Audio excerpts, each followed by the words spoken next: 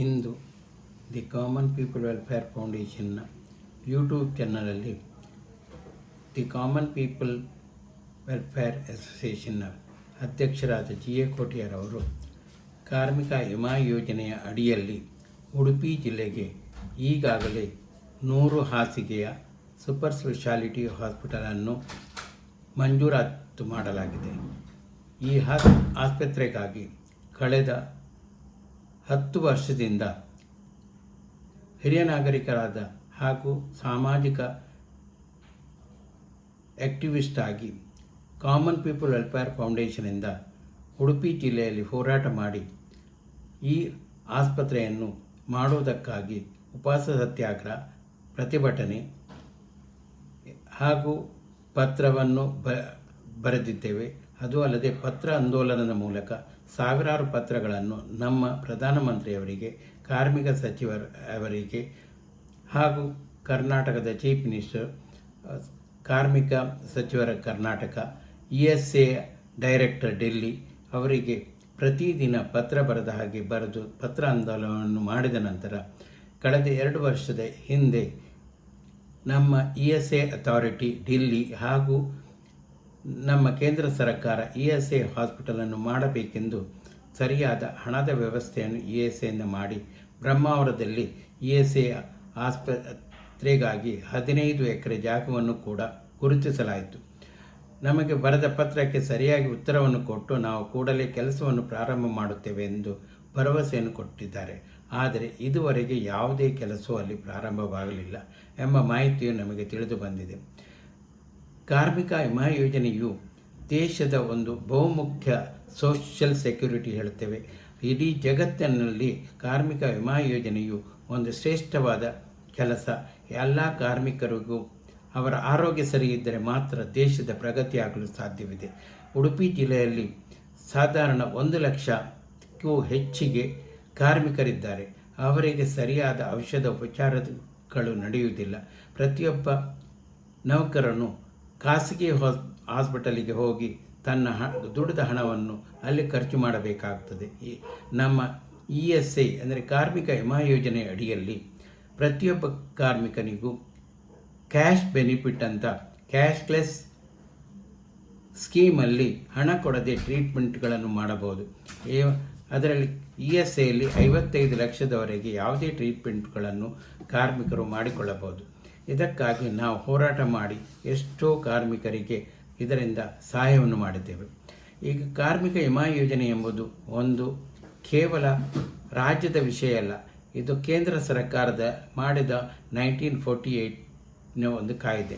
ಈ ಕಾಯ್ದೆ ಪ್ರಕಾರ ನಾವು ಸರಿಯಾಗಿ ಲೆಕ್ಕ ಮಾಡಿದಾಗ 40% ಹೆಚ್ಚು ಉಳಿತಾಯ ಪ್ರತಿ ವರ್ಷ ESA ಅಥಾರಿಟಿಯಲ್ಲಿ ಉಳಿದಿದೆ. ಅವರಿಗೆ ಹಣದ ಬರಗಾಲವಿಲ್ಲ. ಆದರೂ ಕೂಡ ನಮ್ಮ ಪ್ರಧಾನಮಂತ್ರಿಗಳಾಗಲಿ, ಕಾರ್ಮಿಕ ಸಚಿವರು, ಸೆಂಟ್ರಲ್ ಗೌರ್ಮೆಂಟ್ ಆಗಲಿ, ESA ಡೈರೆಕ್ಟರ್ ಆಗಲಿ ಇದರ ಬಗ್ಗೆ ಹೆಚ್ಚಿಗೆ ತಮ್ಮ ತಲೆಯನ್ನು ಖರ್ಚು ಮಾಡಲು ಸಿದ್ಧರಿಲ್ಲ. ಕಾರ್ಮಿಕ ವಿಮಾ ಯೋಜನೆಯ ಹಣದಿಂದ ನಮ್ಮ ಹಾಸ್ಪಿಟಲ್ಗಳನ್ನು ಮಾಡೋದಕ್ಕೆ ಯಾರ ಹಣದ ಅಗತ್ಯವೂ ಇಲ್ಲ. ಆದರೆ ಇಲ್ಲಿ 2 ವಿಷಯದಲ್ಲಿ ನಮ್ಮ ಸರ್ಕಾರಗಳು ತಮ್ಮ ಕೆಲಸಗಳನ್ನು ಮಾಡಲು ಸಾಧ್ಯ ಇಲ್ಲದೆ ಹೋಗಿದೆ. ಆರೋಗ್ಯ ಎಂಬುದು ಕೇವಲ ಕೇಂದ್ರ ಸರ್ಕಾರದ ವಿಷಯ ಅಲ್ಲ, ಇದು ಕೂಡ ರಾಜ್ಯ ಸರ್ಕಾರದ ವಿಷಯ. ಆದ್ದರಿಂದ ESA ಕಾರ್ಪೊರೇಷನ್ ಹಾಗೂ ESA ಮೆಡಿಕಲ್ ಸರ್ವಿಸ್ ಎಂಬ 2 ಆರ್ಗನೈಜೇಷನ್ ಇರುವುದರಿಂದ ಕೇಂದ್ರ ಸರ್ಕಾರದ ಮಾತುಗಳನ್ನು ರಾಜ್ಯ ಸರ್ಕಾರ ಕೇಳುವುದಕ್ಕೆ ಸಿದ್ಧರಿಲ್ಲ. ಅಂದರೆ ESA employees state insurance medical service ಇದು ಒಂದು ರಾಜ್ಯ ಸರ್ಕಾರದ ಅಡಿಯಲ್ಲಿ ಬರುವುದರಿಂದ ಅವರೇ ತಾವು ಇದನ್ನು ಆರೋಗ್ಯದ ಬಗ್ಗೆ ನಾವೇ ಕಾಳಜಿ ಮಾಡುವವರು ಕೇಂದ್ರವಲ್ಲ ಅಂತ ಒಂದು ಭಾವನೆಯಿಂದ ಈ ಚರ್ಚೆಯಿಂದಾಗಿ ನಮ್ಮ ಕೆಲಸಗಳು ನಿಂತಿದೆ. ಅದು ಅಲ್ಲದೆ ಉಡುಪಿ ಜಿಲ್ಲೆಯಲ್ಲಿ ಕೆಲವೊಂದು ಖಾಸಗಿ ಹಾಸ್ಪಿಟಲ್ಗಳಿದ್ದಾವೆ. ಅವುಗಳು ತಮ್ಮ ಆದಾಯವನ್ನು ESA ಹಾಸ್ಪಿಟಲ್ ಆದರೆ ನಿಂತು ಹೋಗಬಹುದು ಎಂಬ ಆಲೋಚನೆಯಿಂದ ಈ ಕೆಲಸವನ್ನು ಮಾಡೋದಕ್ಕೆ ಬಿಡುವುದಿಲ್ಲ. ಹಾಗೂ ಅಲ್ಲಿಯ ರಾಜಕೀಯ ಪಕ್ಷಗಳು ನಮ್ಮ ಎಂಪ್ಲಾಯೀಸ್ ಸ್ಟೇಟ್ ಇನ್ಶೂರೆನ್ಸ್ ಹಾಸ್ಪಿಟಲ್ನ ಬಗ್ಗೆ ಹೆಚ್ಚಿಗೆ ಪ್ರಯತ್ನವನ್ನು ಮಾಡುವುದಕ್ಕೆ ಸಿದ್ಧರಿಲ್ಲ. ಯಾಕಂದರೆ ಅವರಿಗೆ ಖಾಸಗಿ ಆಸ್ಪತ್ರೆಗಳಿಂದ ಬೇಕಾದಷ್ಟು ಮೌಲ್ಯಗಳು ಹಣಗಳು ಬರೋದರಿಂದ ಈ ಕೆಲಸಕ್ಕೆ ಯಾರೂ ಮುಂದೆ ಬರೋದಿಲ್ಲ. ಆದರೆ ನಮ್ಮ ಈಗ ಹೋರಾಟ ಏನೆಂದರೆ, ಇಡೀ ದಕ್ಷಿಣ ಕನ್ನಡಕ್ಕೆ ಒಂದು ESA ಮೆಡಿಕಲ್ ಕಾಲೇಜ್ ಆಗಲೇಬೇಕು. ಅದೇ ರೀತಿ ಉಡುಪಿಯ ಮಂಜೂರಾದ ಹಾಸ್ಪಿಟಲನ್ನು ಕೂಡಲೇ ಕೆಲಸ ಪ್ರಾರಂಭ ಮಾಡಬೇಕು. ಒಂದು ವೇಳೆ ನಮ್ಮ ಸರ್ಕಾರ, ಕೇಂದ್ರವಾಗಲಿ ರಾಜ್ಯ ಸರ್ಕಾರವಾಗಲಿ, ESA ಅಥಾರಿಟಿ ಆಗಲಿ, ESA ಮೆಡಿಕಲ್ ಸರ್ವಿಸ್ ಆಗಲಿ ನಮ್ಮ ಬೇಡಿಕೆಗಳನ್ನು ಈಡೇರಿಸದೇ ಇದ್ದ ಪಕ್ಷದಲ್ಲಿ ನಾವು ಎಲ್ಲ ಕಾರ್ಮಿಕರಿಗೂ, ಎಲ್ಲ ಮಾಲೀಕರಿಗೂ ಹಾಗೂ ಅಲ್ಲಿರುವ ಸೋಷಿಯಲ್ ಆರ್ಗನೈಜೇಷನಿಗೂ ಎಲ್ಲರಿಗೂ ಪ್ರಾರ್ಥನೆ ಮಾಡಿ ಒಂದು ದೊಡ್ಡ ಪ್ರತಿಭಟನೆ ಮುಷ್ಕರವನ್ನು ಮಾಡಿ ನಮ್ಮ ಹಕ್ಕಿಗಾಗಿ ನಾವು ಹೋರಾಟ ಮಾಡಲೇಬೇಕು. ಇಲ್ಲಿ ESA ಎಂಬುದು ಇದು ಸರ್ಕಾರದ ಹಣವಲ್ಲ, ಇದು ಕೇವಲ ಕಾರ್ಮಿಕರು ಹಾಗೂ ಮಾಲೀಕರು ಕೊಟ್ಟ ಹಣ. ಇದು ಮಾಲೀಕರ ಹಣ ಅಂತ ಹೇಳಲಿಕ್ಕೂ ಸಾಧ್ಯವಿಲ್ಲ. ಕಾರ್ಮಿಕರು ದುಡಿದದ್ದಕ್ಕೆ ESA ಸ್ಕೀಮ್ಗಳನ್ನು ಮಾಡಲಾಗಿದೆ. ಇದು ಕೇವಲ ಭಾರತದಲ್ಲೇ ಈ ಸ್ಕೀಮ್ ಅಲ್ಲ, ಇಡೀ ವರ್ಲ್ಡಲ್ಲಿ ಎಲ್ಲ ಕಡೆಯಲ್ಲೂ ಸೋಷಲ್ ಸೆಕ್ಯೂರಿಟಿ ಎಂಬುದು ಮಹತ್ವದ ವಿಷಯವಾಗಿದೆ. ಎಲ್ಲಿವರೆಗೆ ಕಾರ್ಮಿಕರಿಗೆ ಸೋಷಲ್ ಸೆಕ್ಯೂರಿಟಿ ಇರುವುದಿಲ್ಲವೋ ಅಲ್ಲಿವರೆಗೆ ಅವನಿಂದ ಯಾವುದೇ ಪ್ರೊಡಕ್ಟಿವಿಟಿಯನ್ನು ನಾವು ಮಾಡಿಸಲು ಸಾಧ್ಯವಿಲ್ಲ. ಆರೋಗ್ಯವೇ ಮುಖ್ಯ. ಆರೋಗ್ಯವಿದ್ದರೆ ಮಾತ್ರ ನಮಗೆ ಬೇಕಾದ ಕೆಲಸಗಳನ್ನು ಕಾರ್ಮಿಕರಿಂದ ಮಾಡಿಸಿಕೊಂಡು ನಮ್ಮ ದೇಶದ ಆರ್ಥಿಕ ಸ್ಥಿತಿಯನ್ನು ಉತ್ತಮಗೊಳಿಸಬಹುದು.